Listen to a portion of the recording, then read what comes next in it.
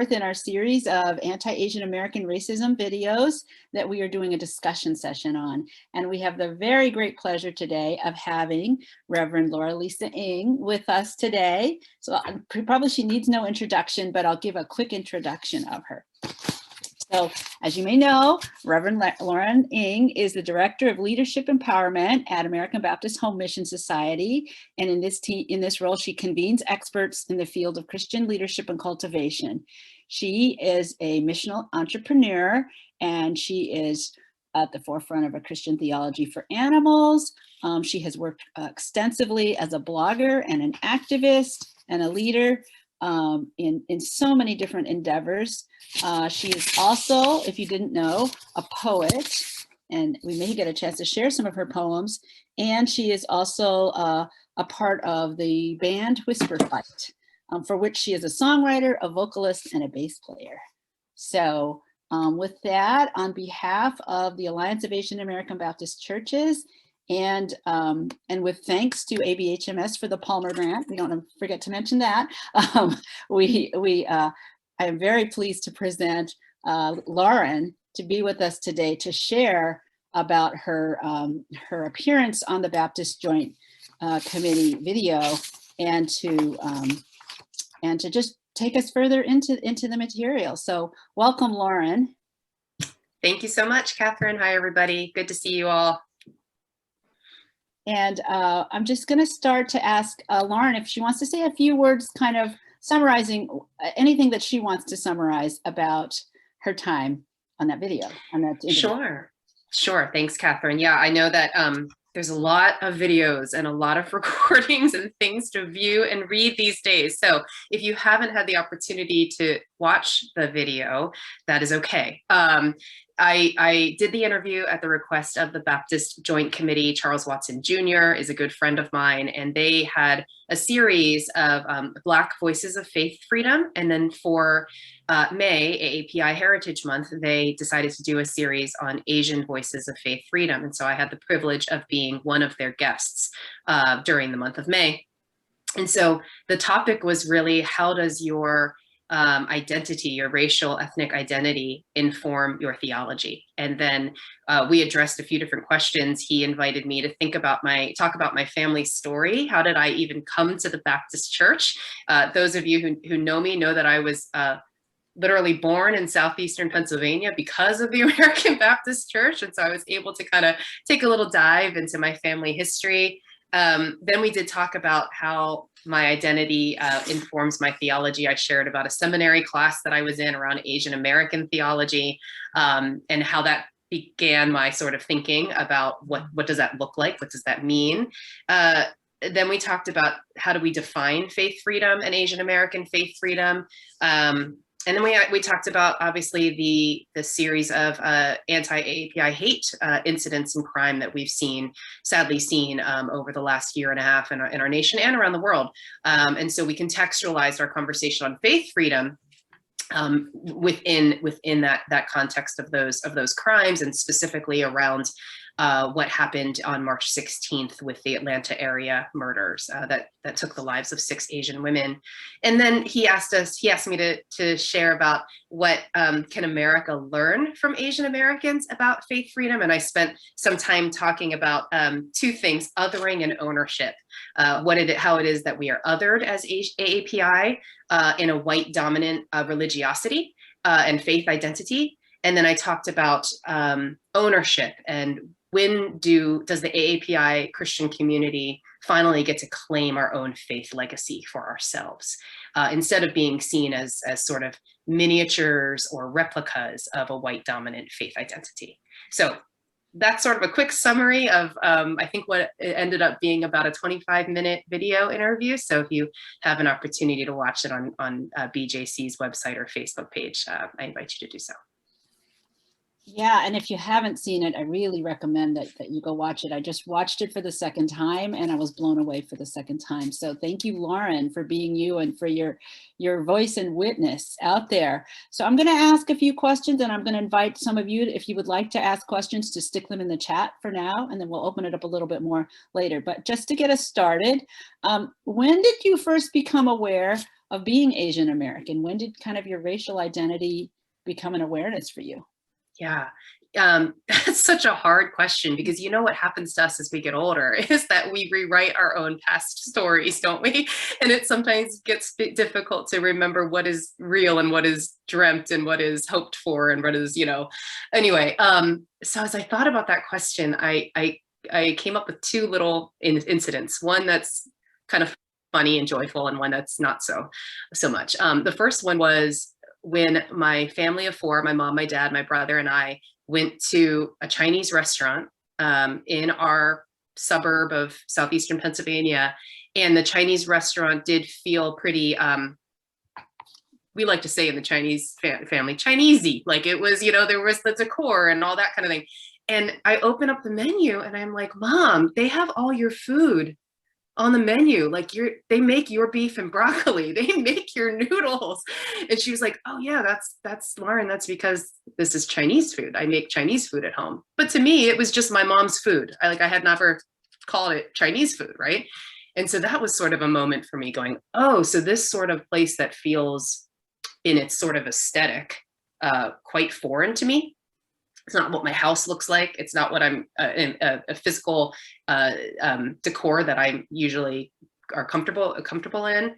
That is kind of who I am. My mom's dishes are on the menu, so that was a moment. And then the other one that was not so great is being teased on the school bus. Being a little girl, riding the school bus to and from my elementary school, Sugartown Elementary School, and having kids do the chant. I actually included it in one of my poems, the Chinese, Japanese, dirty knees, look at these, where they do their eyes up and down. And then some boys turned around on the bus and looked at me and did that. And I just thought, I guess they see me as different from them. And I went home, looked in the mirror and wondered if my eyes really looked like that.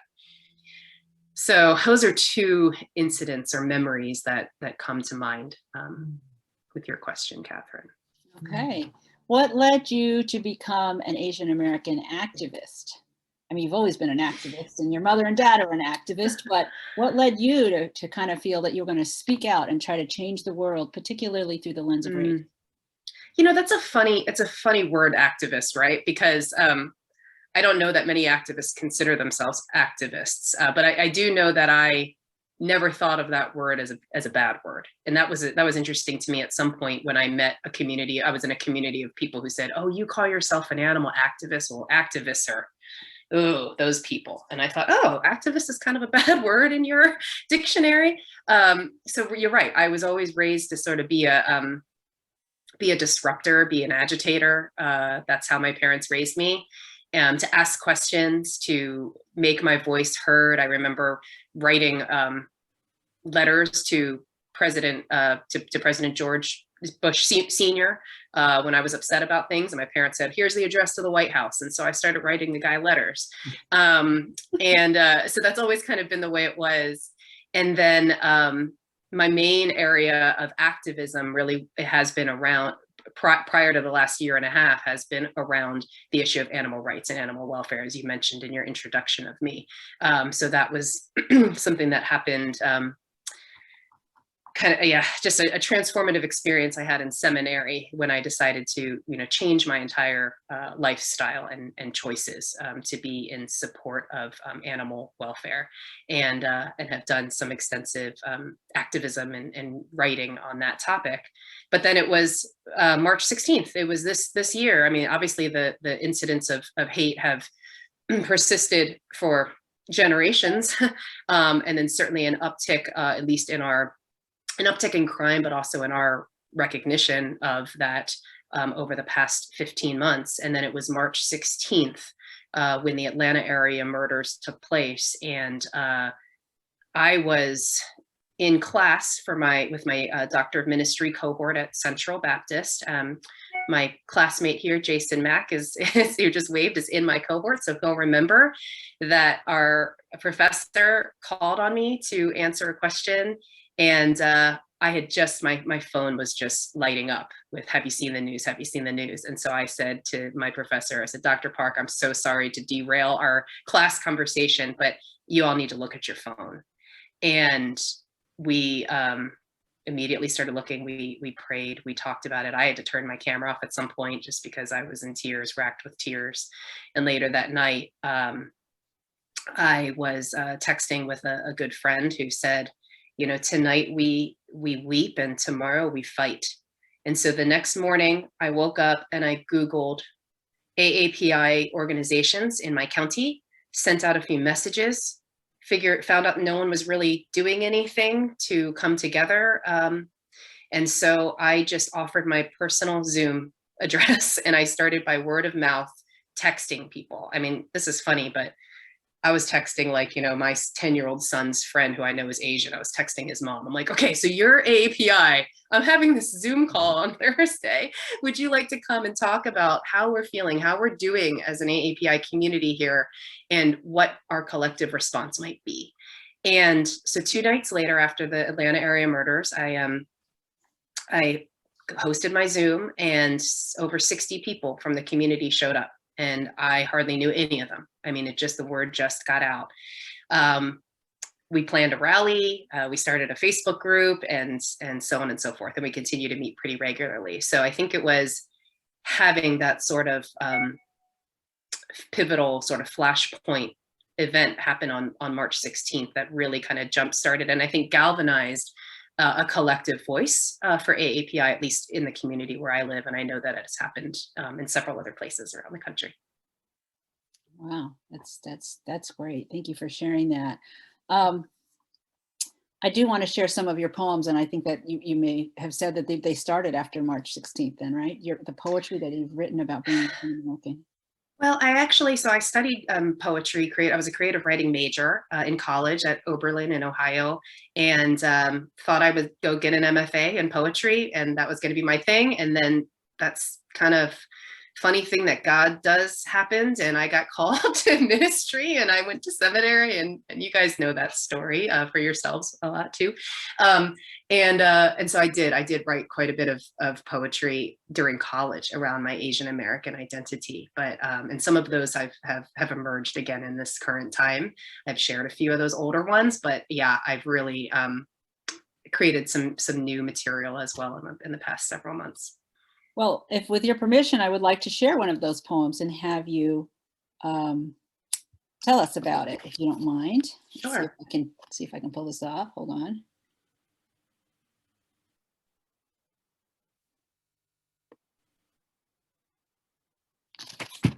Folks see that?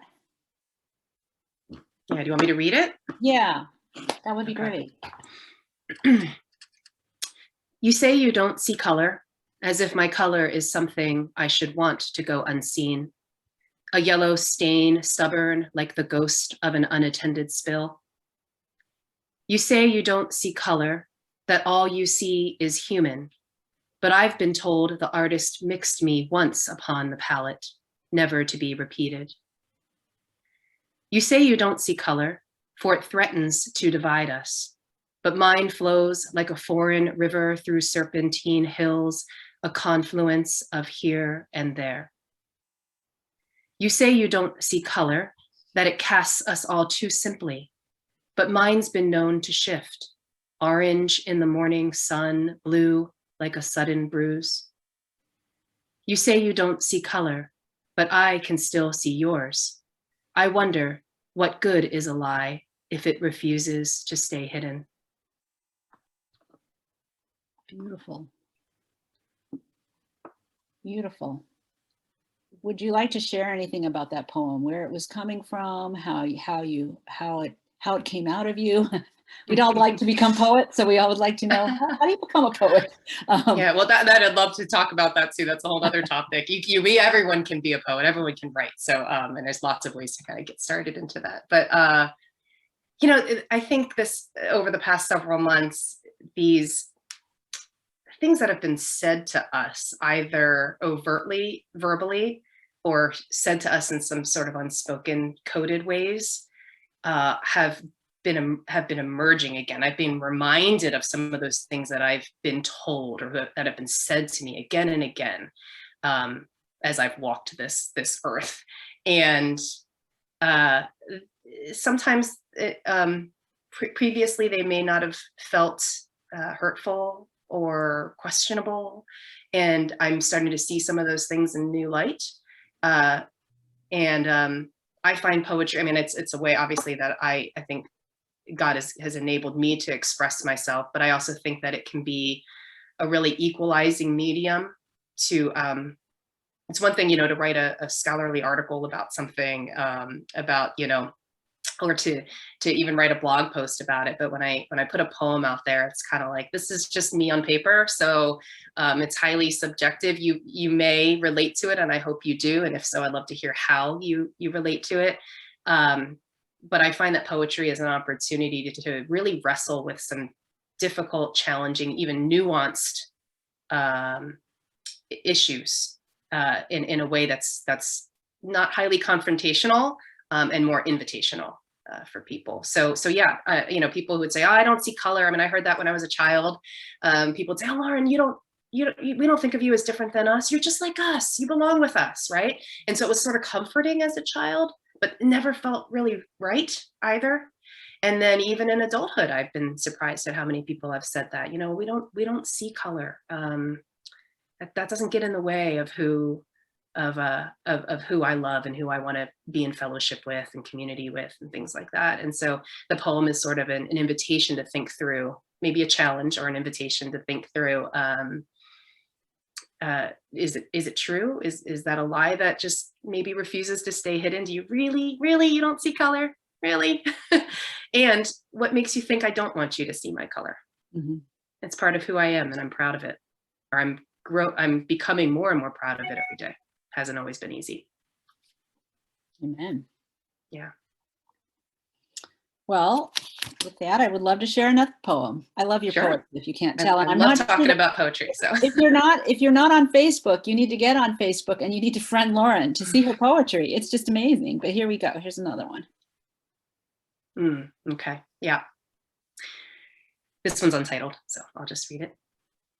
I hang in the balance, limbs in liminality. Wind chimes dance from the eaves of Chinatown's storefronts in graceful mockery. I am us, but not them. They, but not we. They ring and they toll like the bag of foreign currency in my bottom drawer, loose change that will never find its way home. It's beautiful. Can you say a little bit about? Sure. So my parents have finally had enough of keeping my boxes of old things in their house. They're like, you are 43 years old this year. You are taking your stuff back. So my dad brought over about 30 boxes of my things from when I left for college. And I have been painstakingly, and it's actually been sort of fun going through all of these things. And I kept a lot. I mean, gosh, a little bit of a hoarder, apparently. So I kept a lot. And I found all this foreign currency from, when I went to study in England and Italy in college, and when we took a trip here and there. And so I had all this foreign currency, and I looked at it and I was like, man, some of it is not even usable anymore, right? I mean, some of this currency is not even in circulation anymore. And I thought, well, this stuff's never gonna make its way back to where it originated. And then I'd been doing some thinking, I think, as many of us as people of color do, thinking about my bicultural identity and what it is to be a little here, a little bit there. I talked in the last poem, I talked about the confluence of here and there as well. Little here, a little there, little us, little we, little them, a little, but never fully one or the other. And I've spent more time in Chinatown here in San Francisco than I ever did in a Chinatown my whole life. And I still even live about an hour north of San Francisco, but having gone to a church where, Karen Yee has gone, and who else is on this call? Linda, obviously, and I think I saw somebody else too, or Charlene is here. Yep. And Katie. Yeah. So having spent time at First Chinese Baptist in San Francisco, Chinatown, getting to know Chinatown a little bit better. But as I walk through Chinatown, I feel like a tourist still. I still feel like a tourist in Chinatown. And those who have been born and raised in Chinatown would see me as such. I think that's another thing that AAPI are really good at that I think non-AAPI sometimes are confounded by. Like I would tell a friend, oh, I can tell that that person wasn't born in the US. And they're like, how can you tell that? I'm like, I can just tell.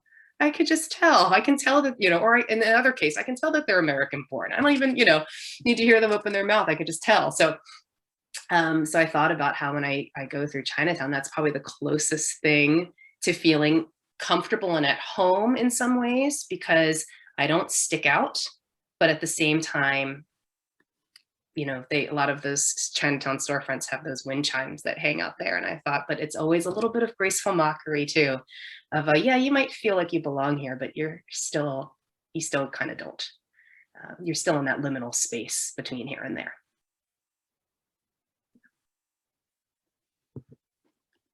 Okay, and I want to share one more poem, and this Okay. is the last one. Oh yeah, this was a recent one. Okay. Okay. Anthropology 101. You teach me some Chinese words, but I speak a language that bears no name. You tell of trips to my motherland, but I move in places found in the margins of the map. You show me artifacts you have collected, but my very bones are a museum of the living and the dead. You are shocked by all I have not read, seen, but I know the stories that are told around and between. You master our sacred arts, but I know the shape of my father's hewn hands, the quick blade of my mother's wit.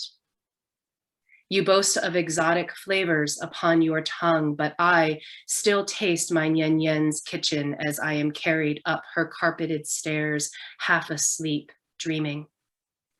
Please understand, I am not opposed to being taught. So long as we agree, there are some things you can never learn.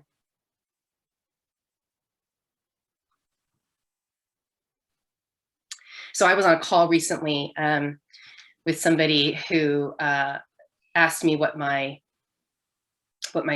racial identity is, and I said that I'm Chinese and part Polynesian, and she proceeded to tell me some words that she knew, Chinese words and Indonesian words, and asked if I knew them, and I did not, and expressed a little bit of, you know, surprise, shock that I didn't know them. And that's something, an experience, you know, that I've had several times. I'm sure many of you have as well.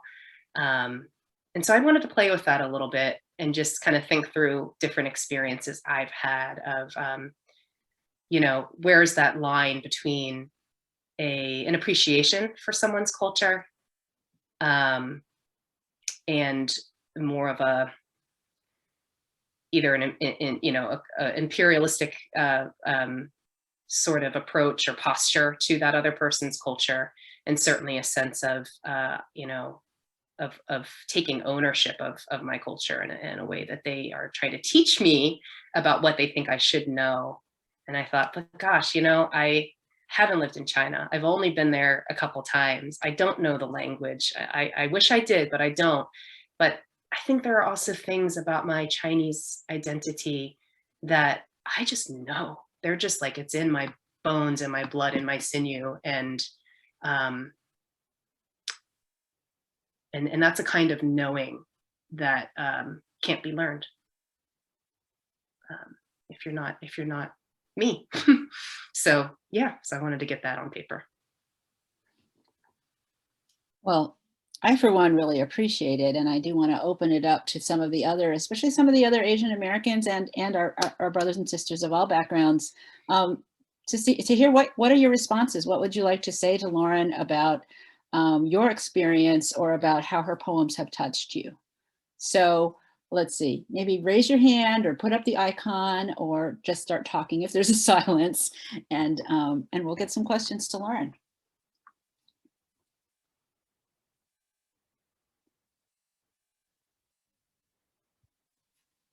Rotani has her hand up.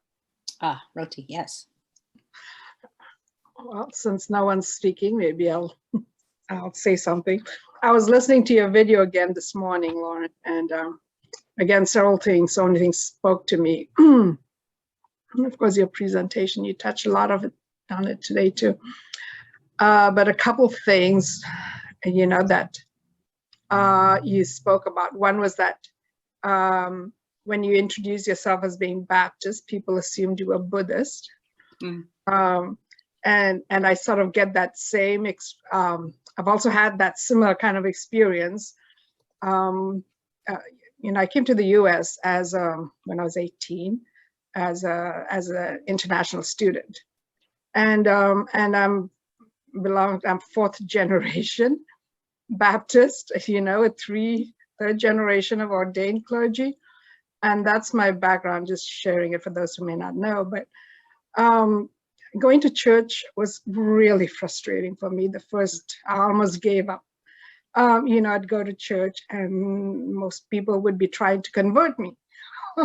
Or they would just ignore me, wondering, why is this Asian girl in our church? Because they were mostly, I was studying in Minnesota, and at that time, it was very white. And so that was sort of my experience. And you talked about that and the othering, and also about owning our own story as Christians. When are we going to own our own stories? It was not about, I was converted or my father got converted, but you talked about how you're third, fourth generation Christian too. Right. And when will people see us that way? So that got me, so that was sort of my experience, has been my experience too. And I think part of the issue I found was, people expected me to say, oh, my parents and my grandparents, were savages and they got converted, That was the storyline people wanted me to say. And I'm like, no, I'm not going to repeat those kinds of stories because they're racist in my point of view, in my understanding. And, and when and that has been the storyline that missionaries have been saying when they come back home to the Western countries. And, when I read, the historical accounts of British administrators when they first encountered my people, and his description of that encounter and the missionaries' description of their encounter with my people were two totally different experiences, and that's when I learned, that, this big lie, because when missionaries, yes, encountered some of us, they faced, they were considered as being not just aliens, intruders in their homeland. And so yes, anybody that's foreign, we do it too here. If you look at the history, you read the history of the United States and how they colonized, North America, and how Native Americans were skinned and beheaded. They use the same warfare practices as we did, but we were described as being savages, and so, I want us to also address that kind of the racism that's been practiced in Christian history and being perpetuated, and that is still true today too. So, and for us to own it. Yeah. You touched on, first of all, we enjoy hearing more about your story and your faith legacy and your family, Rotanya. And you talked about a couple of things there in the video. I referenced that awesome TED Talk about the danger of a single story, and that single story that we tend to ascribe to people that who are different from us, right? And then all evidence or all things that we allow ourselves to see is only to corroborate that single story that we like to tell. And then the other thing you touched on was, that sense of othering. And I use the metaphor in that interview about carving our own narrative streams or paths. And then I kind of think on second thought, I think that there's sediment that we need to remove first. And I heard you kind of say that, Ortangi, when you said there's different, the stories don't line up depending on who you ask to tell it. And so my hunch is that there are layers of sediment that need to be kind of removed. Some can be tenderly removed. Some might need to we might need to take a jackhammer too. Because my guess is that it's not about adding our stories and narratives. It's that they're already here and we have to mine for them. We got to remove the sediment to mine for them in order to then build upon them some more. So yeah, thank you for sharing. Reverend Sam Kim of Japanese Baptist Church in Seattle has asked if you could talk more about your poetry or any other creative expression that's helped you in dialogue with others, and to share about how your creativity has helped you process your own personal understanding. Yeah, Sam is, hey Sam, we're creative buddies and like to, he's also a musician and songwriter. And so we like to talk about these things. You know, the key word in your question there, Sam, is dialogue. You know, dialogue is a two-way conversation, right? And so there have been some really wonderful opportunities that have emerged for dialogue, for that exchange of thought as a result of my poetry. And then there are some that haven't been so fun. An example of one that's been really great is I got invited by a local public library in Penn Yan, New York. Never even heard of Penn Yan, New York. And then they reached out and said, would you do a reading at our library? And I went, and my dad came and supported me. And there were these three sweet older women who showed up, and and I was like, okay, we are small but mighty. And it was incredible. I mean, really, it was such a cool evening, and God knew who needed to be in the room that night. And so we were able to have a dialogue, you know, based on my poetry, people I would have never met otherwise, and my creative output, you know, provided the space and the opportunity to meet these people. And then the other thing is, sometimes it hasn't been such an easy dialogue. There's a great Facebook group. Some of you might be members of it. It's a private group, but it's called, it's the Pantsuit Nation and Super Majority group that kind of began after Hillary Clinton had the election stolen. No, I'm sorry. And so that started up, and they have been really awesome about amplifying my poetry. So they have shared several of my poems on that page. And I had to make a decision at some point not to engage in some of the comments. And they're primarily quite positive and affirming, but there are some that are not so much, or, you know, and I decided, okay, I will respond to the ones when people say, can I share your poem? And I said, sure, you can share it. Just use the thumbnail image, please. And but anything else, I don't engage, because we have to be, I think, thoughtful about, you know, is the space that's been curated really beneficial for a I guess impactful and effective and honoring dialogue. And if it's not, then that's probably not the arena in which to have that exchange. So I think that the poetry has helped in dialogue, but that dialogue, that interchange or exchange of ideas and perspectives and opinions doesn't fit in every arena. You got to know kind of where and when to really enter into meaningful dialogue.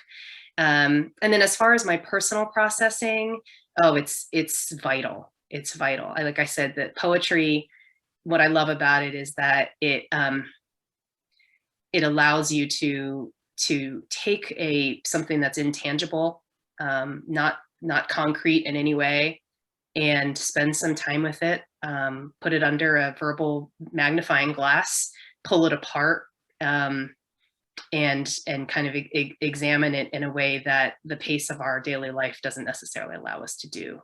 The linear thinking that's required in so much of our work and day to day doesn't allow you to do. And sometimes that's okay. You know, we don't have to have answers for everything. We know, those of us who are in pastoral and leadership positions know that we get a lot of people who come to us and say, tell me the answer. What does God mean by this?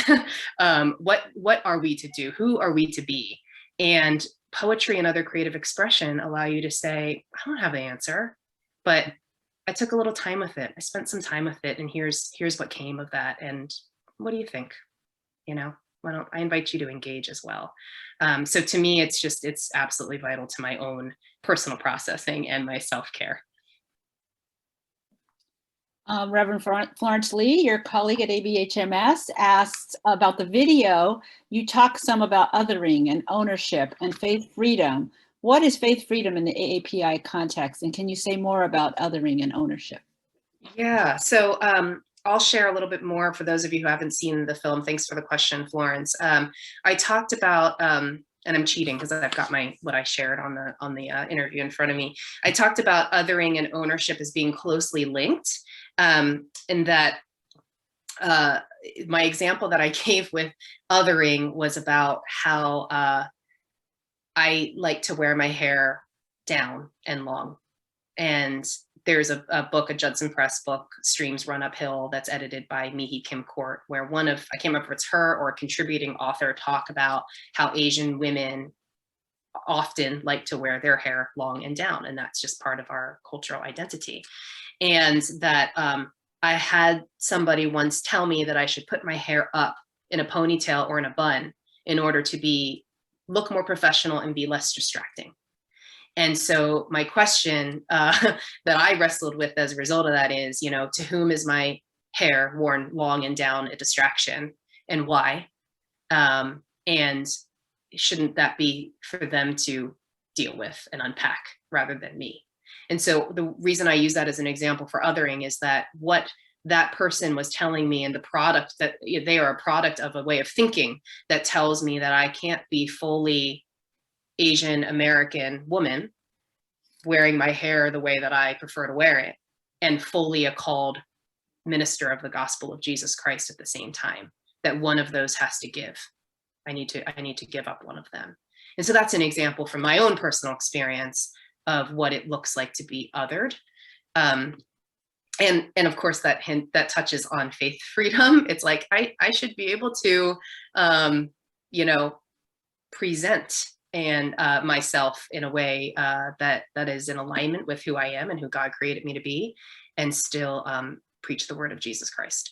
And then Rotangi already alluded to the other one that I share about somebody, asking me about my faith tradition and saying Baptist, and they said Buddhist, and I said no, Baptist, and then just like Rotangi's had in her experience, that the immediate next assumption was that I had recently been converted by a white missionary, and so that's what leads me to, that's again an othering. That's what led me to the topic of ownership, which is,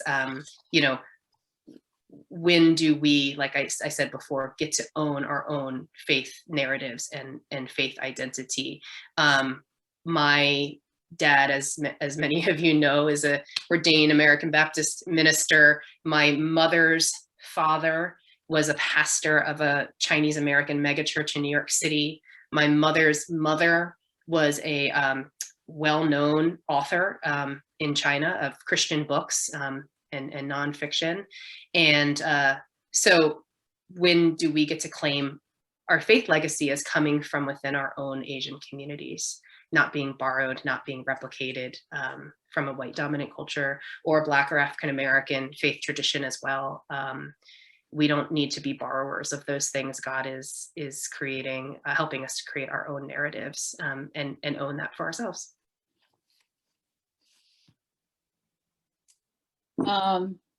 Pastor Karen Yee, who I just want to give a shout out to because she's my pastor, and she's the new pastor at New Life Christian Fellowship, new senior pastor, sorry, says, love your poem, Game Board Second Generation, which I'll find and put up in a second.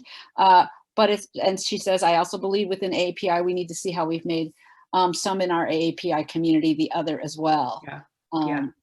Log in the ice. We need to own our own thoughts of other. What are your thoughts on that? And I will find this poem and put it up.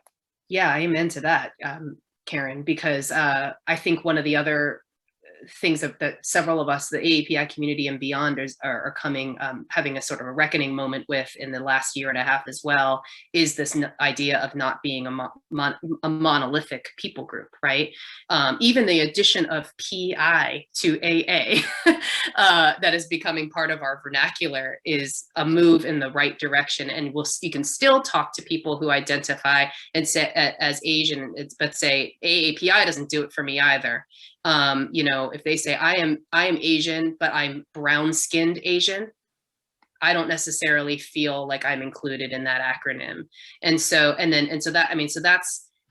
then there's all other kinds of othering that we do as well, as far as socioeconomics, political, persuasion, all the above. And so absolutely, I think that those of us in the AAPI community who are East Asian in particular have a lot of work to do around making sure that the AAPI plus narrative doesn't get centered on East Asian identity. I think we as American Baptists have a lot of work to do with that. There's a little joke that some of us have, me and Katie and Karen and Marie as a Filipina woman also, though, says, we say, okay, and Florence, and we're talking, so an American Baptist conference or group needs an Asian, okay, which one's it gonna be? And, kind of rotate around. We need other voices in the mix. It can't just be, before we know it, we're gonna be gone, and there needs to be other generations coming up behind us that don't look just like us as well. So East Asians, specifically Chinese Americans, need to know also when to get out of our own way and out of the way of others in order to broaden the identity and the narrative and do good by the diversity that God's gifted us with. So yeah, thanks for that, Karen. Thank you. I haven't forgotten you, Katia. I'm just trying to get some of these other questions out of the way first, because I want to go to the building bridges toward the end and get some of the AAPI stories out. So don't worry, I haven't forgotten you. Any other questions? I wasn't able to put up that poem yet, but I'll try to in a minute. One question I had for you was, what role did the Alliance, the Asian Caucus, if any, play in your faith formation? It's funny, I was thinking about that, and growing up in ABC and with all of you amazing people around me, I didn't know it was the caucus until later on. It was just Auntie Katie and Garshi, Karen Yee, and Catherine and Augie. It was just sort of like it was family. And so I guess, even though I didn't know it by the name of the caucus and then ultimately the Alliance at the time, as I was growing up in the denomination, it was critical to having a sense of belonging within our ABC family. And I remember my dad, toting me around to lots of different things. And like I said, I wouldn't have known to call it by that name, but that's what it was. And certainly, even now, I think I kind of came back to a greater knowing of it when Dr. Marie served as the convener of the Alliance and moved us from caucus to Alliance. And so thankful for her leadership, and I'm just so grateful that I can bring my kids, like Sage, who is becoming the next generation of ABC, my 15-year-old daughter, and she can come and she can feel that sense of family as well. And know that her voice and who she is and who God's made her to be is seen and recognized and amplified in our denomination. So, yeah. I do want to share your poem now. I finally got it together here. Yeah, this is a long one, sorry, but you want me to read this one too? Yes, if you don't mind, because it's so powerful, I think, when you read your poetry. It's really powerful. So yeah, thank you. Okay, it's a little bit bigger here. Hold on a second. Okay. The Game Board, second generation Chinese American female edition. Here's how you play. Wake up in your safe suburban neighborhood, move ahead 2 spaces. Get dressed in your safe suburban clothes, move ahead 2 spaces. Mask up to head out, wave at the neighbor as you drive down the hill, code for you live there, move ahead 1 space. Walk into store and watch as they stare at your half-hidden face, the mask useless. Your onyx hair and crescent eyes betray your invisibility. Move back 3 spaces. Stand in line, try to stifle it, but they don't know you've suffered from allergies your whole life. The cough escapes. Move back 2 spaces. The cashier speaks. You respond in your perfectly perfect American accented English. Move ahead 3 spaces. Walk back to the car. Notice 2 men talking. They stop, stare, track your movement. Muscles tighten, pace quickens, heart bursts. You've drawn a wild card. Climb in safely. Move ahead 1 space. The game changes, of course, with additional players. Bring along your white husband, move ahead 3 spaces. Bring your half-white children, move ahead, well, logically, 1.5 spaces. Go where it's safe and free from hate. Chinatown, Oakland, East Bay. Oh, wait. A virus arrives, move back 5 spaces. An incumbent falls, move ahead 1. His message does not, move back 2. A challenger wins, move ahead 1. But fear requires no victory, move back 2. Vaccines arrive, move ahead 2. The virus mutates, move back 3. But they all love Asian food, move ahead 2. But they still think we're dirty, move back 3. But we work really hard, move ahead 2. But we steal their jobs, move back 3. But Asian girls are hot, lose a turn. And Asian girls are submissive, go back to start. This they do not realize. It is a single string that ties acceptance with disgust. Pulled so tautly, you just might break.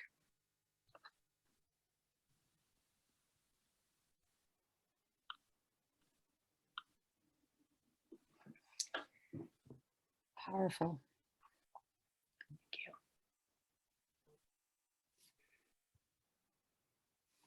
Did you want me to say a few things about this one, Yeah. Catherine, if we have time? Yes, if you don't mind. And then we have one last question that I want to. Sure. So I wrote a blog post recently for an organization. It's a DEI consultancy called the Diversity Movement, where I showed my hand. I revealed my hand on how I wrote this one. The night before, I had been playing Candyland with my son. He loves that dang game. It is the worst game ever invented. And I keep trying to get rid of the game, but it stays. And so those of you who have had the wonderful privilege of playing Candyland know that it's just as a constant back and forth. It's this whiplash of you draw the color, you move forward, and then you go get sent all the way back down through the Candyland, whatever, lollipop forest or something like that. And it's awful. It is awful. And I think I played like 3 rounds. I was a really good mom that day. I got my good mom gold star that day. And I woke up in the morning, and incidentally, I actually wrote this poem, I think it was like the day before the Atlanta murders. And so when it began, it kind of went a little semi-viral online, and people, I think, assumed I wrote it after that, but it actually was a day or 2 before. And so I was reflecting on it the next day on that game and thinking, gosh, this really does feel, it definitely resonates with what it is to be, at least in my experience, which is why I was very careful with the title. It is the 2nd generation Chinese American female edition. I don't know what it's like. It's to Karen Yee's point. I don't know what it's like for others, even within the AAPI community, but that's my own version of the game. And it's been great to hear some feedback from other people who have said, oh, we had a conversation, over the dinner table of, what our game board looks like. And so I've been, my husband wants me to work on some kind of curriculum that could help different groups kind of think through, what does their game board look like? And so that was the impetus for the piece. And happy to answer any other questions. Well, I just have to call you out in the chat, since we might lose the chat, that Katie says you used to like that game too. Auntie Katie to you when you were little. Auntie Katie was my favorite babysitter. Her and Uncle Art used to come and babysit me and my brother, and I'm sure I tortured her with Candyland when I was little. God bless you, Auntie Katie. Okay, we need to wrap up in just a minute, but Katie Edwards asked an excellent question that we want to end with, and she wanted you to speak to how can well-meaning allies amplify the voice of the AAPI community rather than co-opting stories? So Katie and my sister, I love that you asked this question because Katie is like all of you, she's a wonderful person to be in community with, and I count her as a dear friend. And that night that I had that Zoom meeting 2 days after the Atlanta area murders, Katie showed up and she said, I'm going to be there. And it was at 7 o'clock Pacific time, which was 10 o'clock her time. And I said, are you sure? And she's like, I gotta be there. I gotta be there. And knowing her presence was there, that she was on that call with me, just it put my heart and my mind my spirit at ease. I felt like I walked in with somebody who had my back, was praying for me and all of us. And so it reminds me of a great video that I've recently seen of Bettina Love wrote a book. She's a professor, a speaker, African-American woman. And she talks about of course, I'm blanking on her name right now. I can't believe it. The woman who went up the flag, took the Confederate flag down in South Carolina. So whoever can think of her name first, 10 points, put it in the chat. And so she tells the story. Thank you, Bree Newsom. Thank you very much, Sarah. 10 points to Sarah Strelza, Katie. And so she talks, Bettina Love talks in her most recent book about how when Bree Newsom was up there, she wants to move out 2 spaces. When she was on going up the pole, they had planned, they had planned on how that morning was going to work. They had people ready with bail money. They had people ready with, with a getaway car. They knew exactly where they were going to enter onto the Capitol's, grounds and all that. And there was this white male who, if you look at the videos or the photos of it now, you'll see him down at the base of the flagpole with his hard hat on. And his job was to be her safety, as she climbed the pole. And when the police arrived, they were trying to determine how to get Bree down from the flagpole. And one of them said to the other, let's tase the pole. Let's basically tase her down. It's a metal pole, so that the shock would have gone right up. And what this gentleman did, this white male standing at the base of the flagpole with his hard hat on, is he simply put his hand out and held the pole. And by doing so said, if you're going to tase her, you're going to tase me. And so Bettina Love talks about that's what it looks like to go from being an ally to being a co-conspirator. It's putting your hand on the pole. So on that night, March 18th, when Katia showed up, just to be a presence there in that meeting, she put her hand on the pole. And so my invitation to all of you who don't identify as AAPI is, where are the opportunities that you can find to just put your hand quietly on the pole? He didn't need to say anything. He didn't take the attention away from Bree, but he was there as a co-conspirator to say, I'm with you, I stand with you, and we're in this together. Awesome. That was an awesome answer. So I just want to begin to wrap us up. We could go on forever. I wish we could do this all day, but we have so many events today. Thank you so much, Reverend Laura Lisa Ng. We need to have some poetry readings, and we need to do more of this.